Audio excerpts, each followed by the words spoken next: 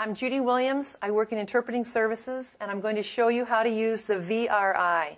VRI stands for Video Remote Interpreting. This is a laptop computer mounted to a cart. We have 10 of these devices in various locations throughout the hospital and off-sites.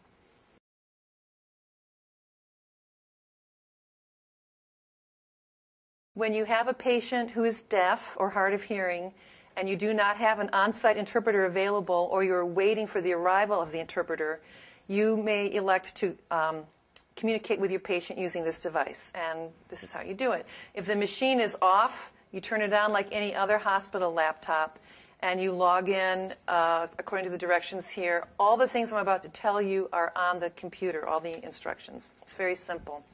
Once you've got the computer on, you'll be looking for this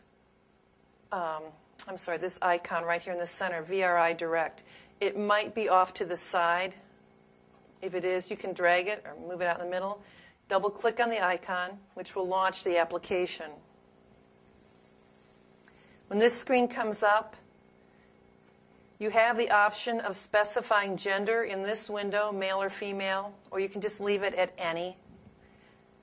The only other screen field that you will have to fill in is this one here, caller and patient full name. This is a free text field. We're only looking for your name, your unit, the patient name, to help us track the call.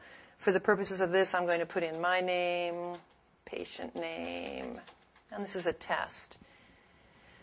If the department field is left empty, you can use this drop-down area to select your location. As you see, there's Crestwood Cancer Treatment Center, a number of them, but we're on the main campus.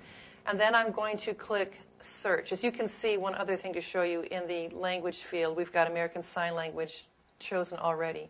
If you want to just demonstrate this for a coworker, you can choose Operator. But we are going to connect with an American Sign Language interpreter for this demo. Now I'm going to click the green search button,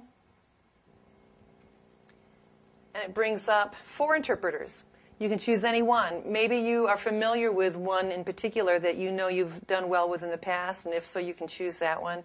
For this demonstration, I'm going to choose this interpreter here. To connect, I'm going to click this green circle with a telephone in the middle of it.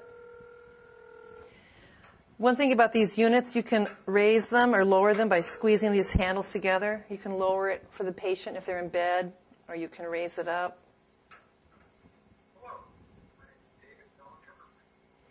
Once the interpreter is connected, you may need to adjust for lighting or sound.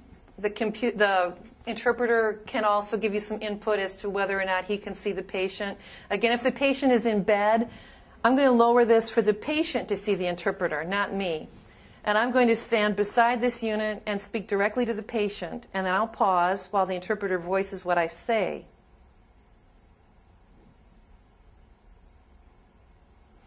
And then at the end of my conversation with the patient, when I'm all done, I will disconnect, and thank you, interpreter.